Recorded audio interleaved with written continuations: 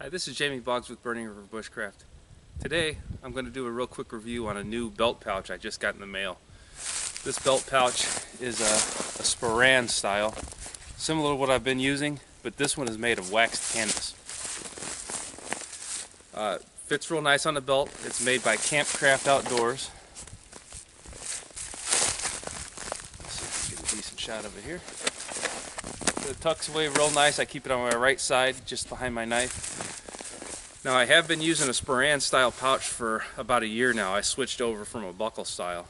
So with the Sporran, it's just a nice open bucket to store items in. However, once we started going to a 6-inch ferro rod, the Sporran I was using was just a little bit too small. I could jam a rod in there if I got it just at the right angle. But with this one, it's designed for the larger 6-inch ferro rod. So I'll take this off my belt, we'll get over to a nearby stump here and I'll show you what I carry. So here's the Sporran off my belt. Again, this is waxed canvas, not leather. So that's got some inherent advantages right there. Number one being it's waterproof. The flap is held in place with an antler toggle. So it's got antler and paracord to let you cinch it down. Now before I show you what's in here, so this is in the cinch down position. So this thing isn't going anywhere. So you securely have a fire kit on your belt with something like this. It opens real easy. I went away from the buckle style. I find this a lot better. Okay, so in here, this is a Michigan Wildfire 6-inch ferro rod, and I also carry a Farmer Swiss Army knife attached to it. So with this knife, instead of just carrying a striker, I use the awl quite a bit. So I can strike a ferro rod even if I lose my knife, my primary belt knife, which is not likely to happen. I have a backup blade, and I have a saw, among other items, attached to the ferro rod. I've got a Hudson Bay tobacco tin.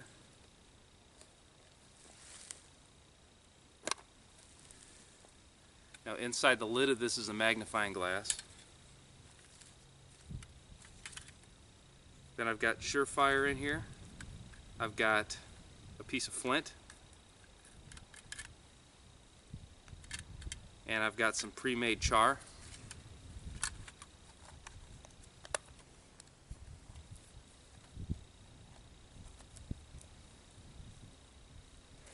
So that's 3 means of fire right here. The first two items I pulled out. I've got ferro rod, I've got a piece of flint, and I can use my knife with that. And then I also have the magnifying glass that's in the Hudson Bay tin.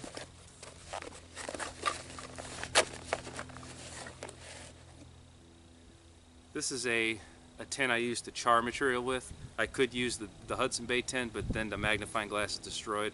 So this is filled to the top with charred punk wood.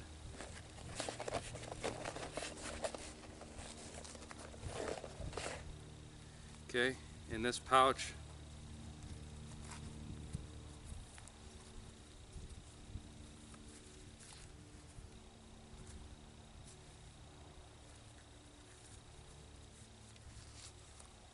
I've got my tray or fire tool.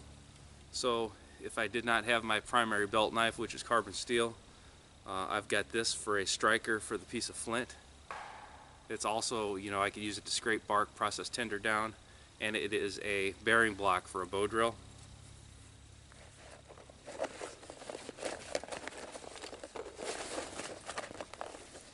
To go along with that, I keep a small piece of bank line. This has actually got a toggle tight in it. This is what I use to take my water bottle in and out of the fire. But in an emergency, if I had no other cordage, I could use this with my bearing block and my Swiss Army knife to go ahead and craft a bow drill.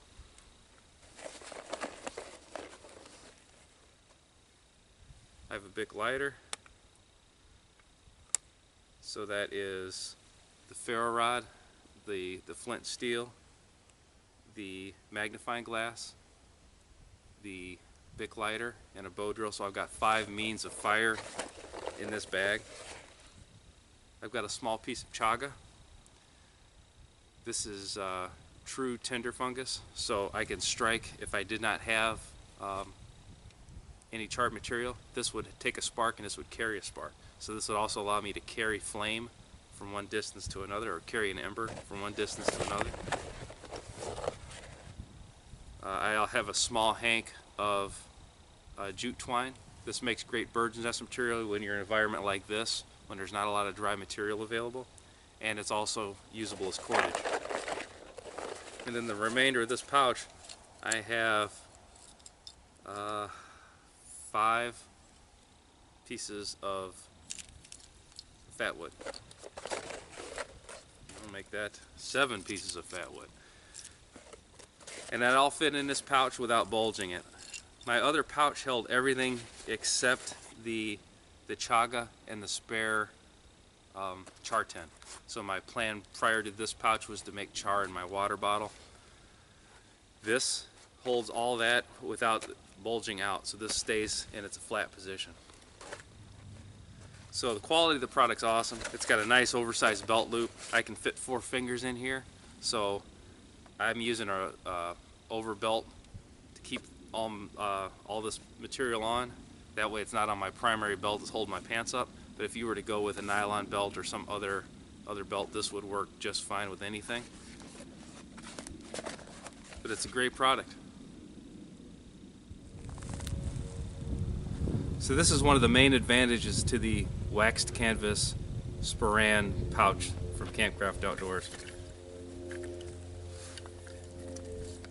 You know, the leather will just saturate with water. This is a full 32 ounces. I actually have a bird's nest in here since I was showing my fire kit. So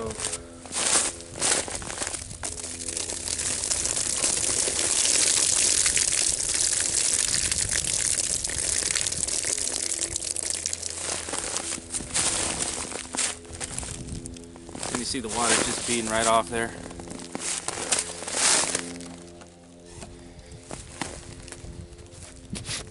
Let's see how well it worked.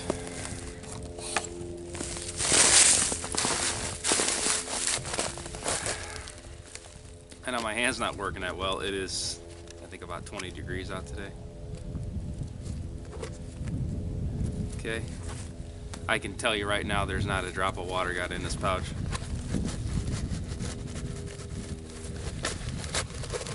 And I just collected this on my walk out to the woods today.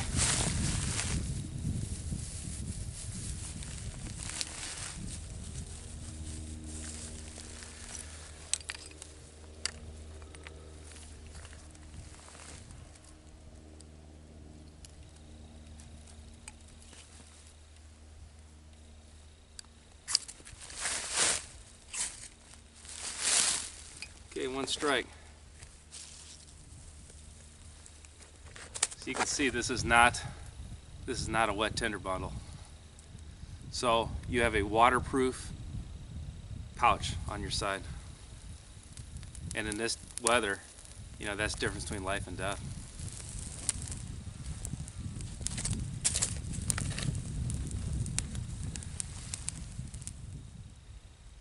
So the waxed canvas Sporran from Campcraft Outdoors, he calls this the Neo-Sporran. I highly recommend it. Go ahead and pick one up, put yourself together a decent fire kit, and it'll always be on your side. See you next time.